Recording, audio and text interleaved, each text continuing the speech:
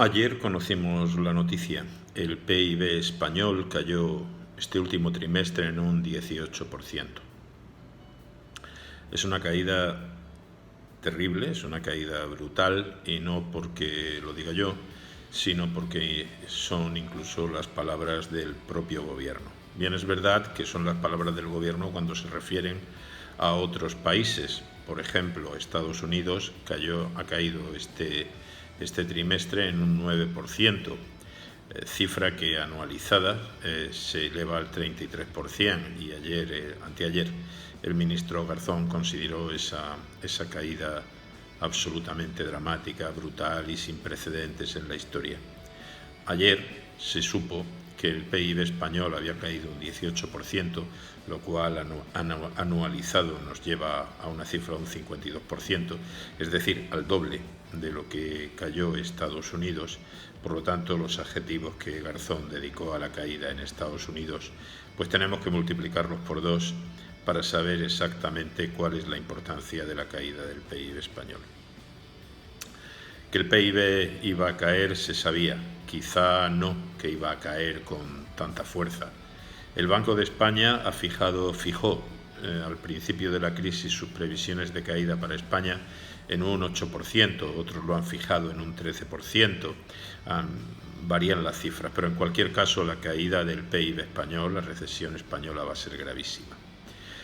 Hoy el presidente del gobierno nos dice que estamos ya en recuperación, y eso no puede calificarse sino de insensatez.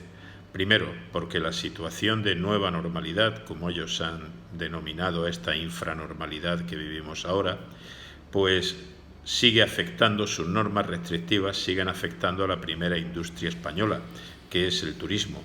Pero es que además la nueva normalidad de otros países, Inglaterra, por ejemplo, Alemania, sigue también afectando a nuestra principal industria, que es el turismo.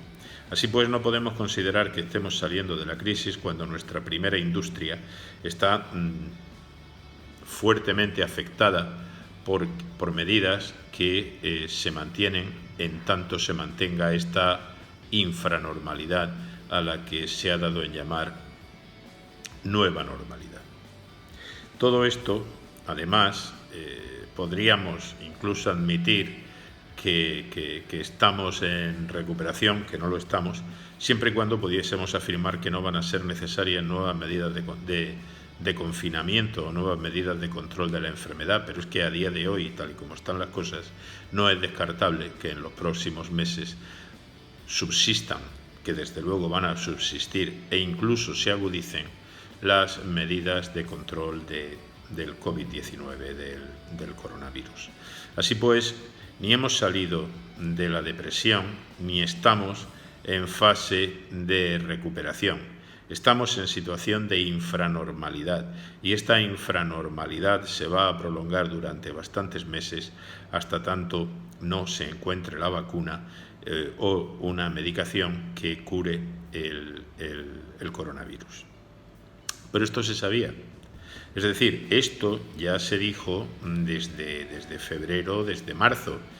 Lo que hay que hacer es haber tomado medidas, y es que a la crisis del coronavirus era evidente que iba a seguir una crisis económica que iba a colocar a la Administración de Justicia española en situación de grave crisis igualmente.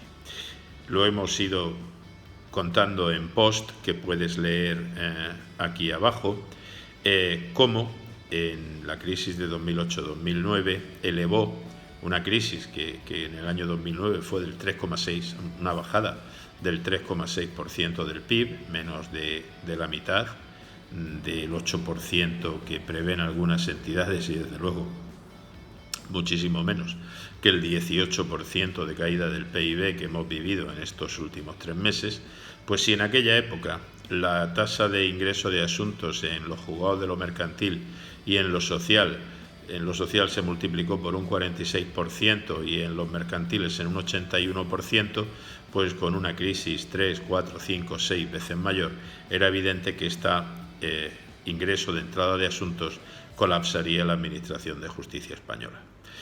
Eso se sabía, eso lo sabía el ministro, eso lo sabía el gobierno. ¿Y qué esfuerzo presupuestario, qué voluntad presupuestaria, qué medidas se pusieron desde marzo para tratar de controlar esa realidad que se sabía que iba a llegar? Pues sencillamente ninguna. Tan solo se han vendido palabras, tan solo se ha dicho que bueno, cambiaremos organizaciones. No, señores, si en los juzgados de lo social la entrada de asuntos va a subir un 46%, un 80% o un 160%, como es perfectamente previsible, necesitamos un 160% más de órganos que resuelvan asuntos si queremos resolver los asuntos a tiempo y no provocar con la incapacidad de la Administración de Justicia que se agrave la crisis económica que tenemos en este momento y que la crisis económica llegue a ser una crisis social. No se va a hacer nada. No se va a hacer nada y probablemente ni siquiera nadie va a culpar al ministro de Justicia, porque lo lamentable es que a día de hoy en España nadie espera nada de la justicia. Todo el mundo sabe que la justicia va lenta y confianza en ella apenas tiene nadie. Y para los que somos operadores jurídicos, para los que hemos dedicado nuestra vida a la administración de justicia y para quienes estamos en este sector, la situación no puede ser más vergonzante. Sabemos que la sociedad española va a demandar de la administración de justicia un servicio que la administración de justicia simplemente no va a darles.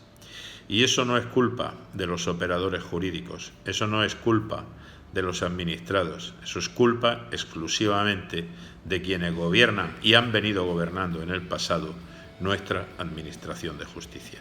Que no es que no estuviesen advertidos, que han estado suficientísimamente advertidos. Lo que pasa es que han demostrado que en el orden de sus prioridades, que en su escala de prioridades, la justicia se encuentra en el último de sus escalones.